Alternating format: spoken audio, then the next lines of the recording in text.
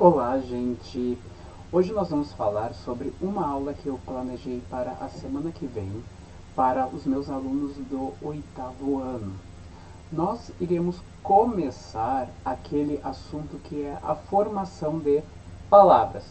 Mas antes de nós adentrarmos, aquela classificação de derivação prefixal, derivação sufixal, composição, todos aqueles termos, eu decidi falar sobre a base da nossa língua, a base do nosso léxico, que é o conjunto de palavras.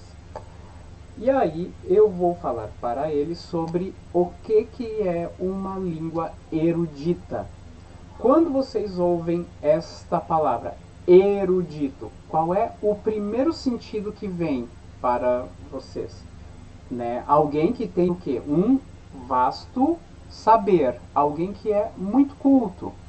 E atualmente nós consideramos as línguas eruditas aqui no Ocidente duas, principalmente, latim e grego, que são o quê? A base de dois impérios que são de suma importância para a nossa configuração cultural, ou seja, a base do nosso pensamento vem da Grécia, depois da Roma Antiga. Então, por causa disso que as línguas desses dois impérios, elas são consideradas línguas eruditas, porque elas são o quê?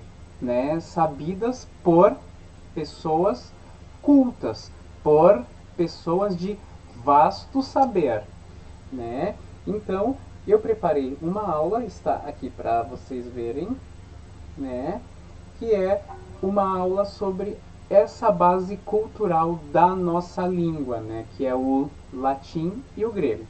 Aí eu peguei um texto do Mário Sérgio Cortella, que é assim, cuidado com a tacocracia. Aí vocês falam lá, o que é isso, gente? Aqui, nessa palavra tacocracia, nós temos dois elementos gregos. Certamente vocês já viram em algum lugar a palavra taco, taque, que é uma variação de taco, porque vem do grego takos, que quer dizer o quê? Algo rápido. Taco significa rápido. Por exemplo, a gente tem a taquicardia, que é o quê? Aquelas batidas muito rápidas do coração. A gente tem a taquigrafia. O que é taquigrafia? Taco é rápido, Grafia para nós é o quê? Escrever. Então, a taquigrafia é o ato de tu escrever rapidamente.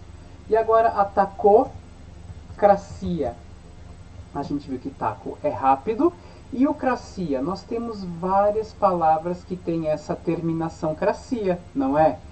Democracia, autocracia, teocracia. Então, cracia, vocês podem perceber pela comparação entre todas essas palavras que eu disse, que tem algo a ver com sistema de governo ou de poder. Então, cracia quer dizer poder. Então, a tacocracia é o quê? O poder das coisas rápidas. Que é isso que o Mário Sérgio Cortella, que é um dos maiores filósofos brasileiros atualmente, ele fala que é uma característica atual, que tudo tem que ser feito rapidamente. É como se todos nós estivéssemos em um grande fast food, em um grande McDonald's. Tudo que tu pede tem que vir assim em questão de minutos. Então é isso que ele fala sobre a tacocracia. Olha aqui no comecinho do texto. Se você não se cuidar... Deixa eu ver se eu não estou tapando nada aqui. Não está tapando? Não. Isso, está ótimo. Se você não se cuidar, a tacocracia vai pegar você. Né? Então é isso que ele fala. Estamos muito próximos de uma tacocracia, na qual a rapidez em todas as áreas aparece como um poder quase despótico e como exclusivo parâmetro para aferir se alguma situação, procedimento ou relação serve ou não serve, se isso é bom ou se é ruim. Aí parece que todos aqueles adágios antigos, né, como a pressa é inimiga da perfeição, devagar se vai ao longe, isso aí parece que perdeu o seu efeito. Aqui, ó, aí ele fala de uma outra característica da nossa sociedade. Ó. Não temos mais tempo. Cada dia levantamos mais cedo e vamos dormir mais tarde, sempre com a sensação de que o dia deveria ser mais extenso ou de que não soubemos nos organizar direito. E quem nunca perguntou isso? Ó, vai demorar para ficar pronto? Vou demorar para aprender isso? A conexão é demorada? A leitura desse livro é demorada? A visita ao museu é demorada? O culto é demorado? Aprender a tocar este instrumento é demorado? Cuidar mais do corpo é demorado? Demora para fazer essa comida?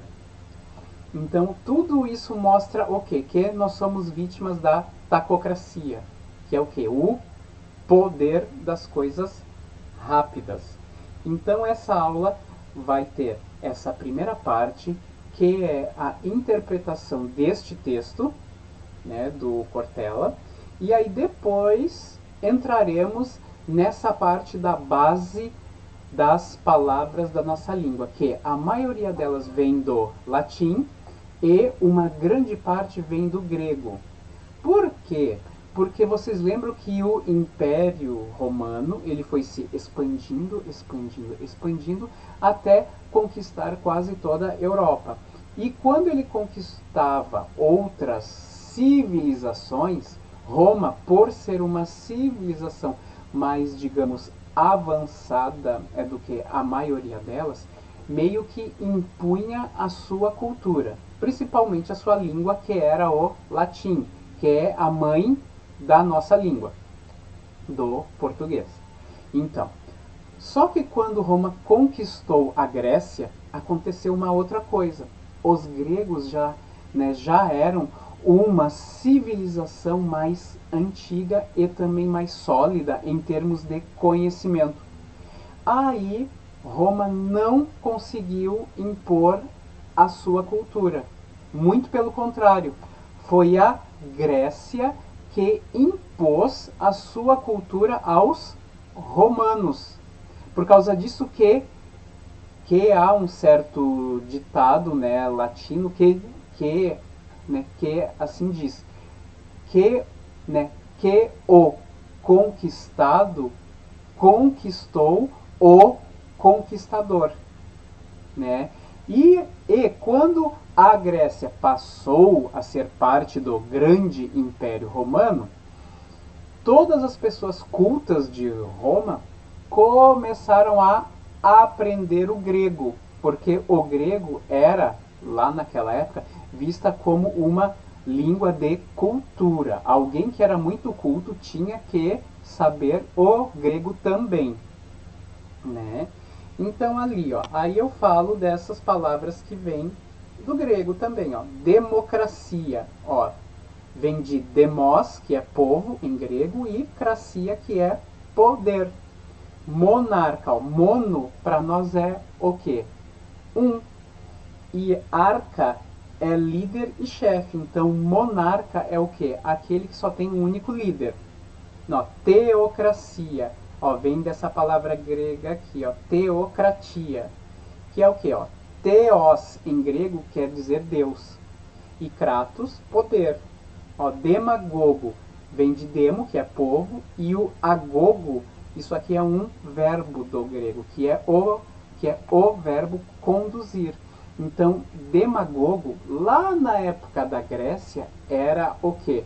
Alguém que por sua lábia, por seu conhecimento, conduzia o povo.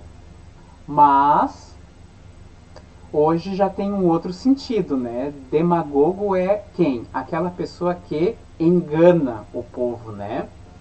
E também o latim, ó. Amor, amore compensator. Amor com amor se compensa.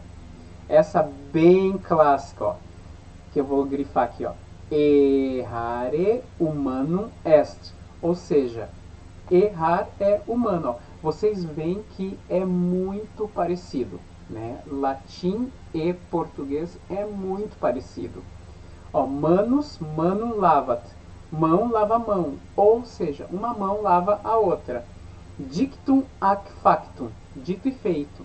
Vocês viram que é muito próximo. Aí eu pedi um exercício para os meus alunos que eles têm que definir esses termos de acordo com a etimologia deles. O que é etimologia? É o estudo da origem das palavras, né? Que nem, ó, biologia. É formada por dois elementos gregos. Bios, em grego, quer dizer vida. E logia quer dizer estudo. Então, biologia é o que? Estudo da vida.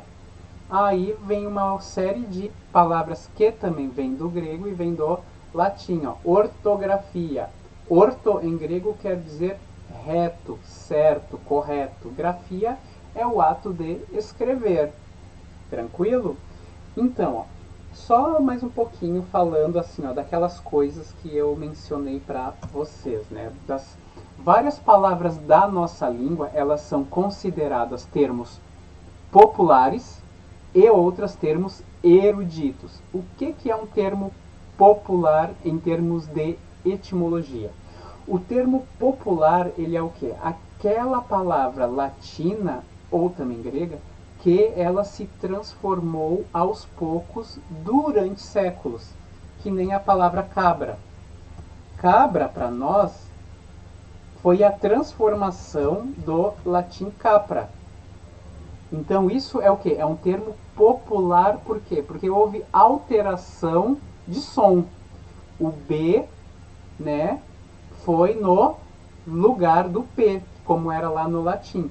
Mas nós temos o termo erudito, ou seja, aquela palavra que foi pega lá do latim e foi transplantada tal como era para o português. Por exemplo, a gente tem caprino, que é o que? O gado onde há cabras. E aí vem de capra também, mas aqui, ó, vocês vê que manteve aquela estrutura latina. Então, cabra aqui é o que? É popular, porque houve uma transformação em séculos. Agora, caprino é erudito. Por quê? Porque foi pega a palavra latina e foi transplantada tal como ela era para a língua portuguesa. Como nós temos a palavra noite. Noite é um termo popular do latim nox, noctis. É a forma popular dessa palavra latim. Mas a gente tem a palavra erudito, ó, noturno, que manteve aquele T aqui, ó, sem o I.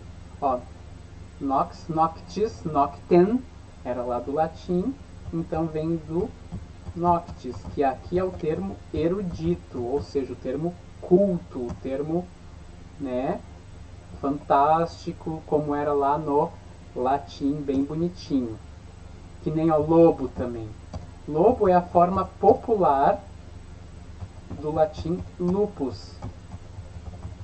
É a forma popular. Só que a gente chama o adjetivo de lobo de luperino. Aí vem do lupus mesmo, que aí é a forma erudita. Vocês estão vendo?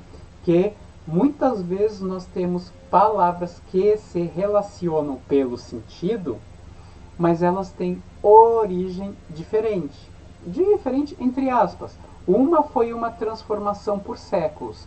A outra foi algo que foi posto dentro da nossa língua por pessoas que estudavam, né, latim e grego também. Tranquilo?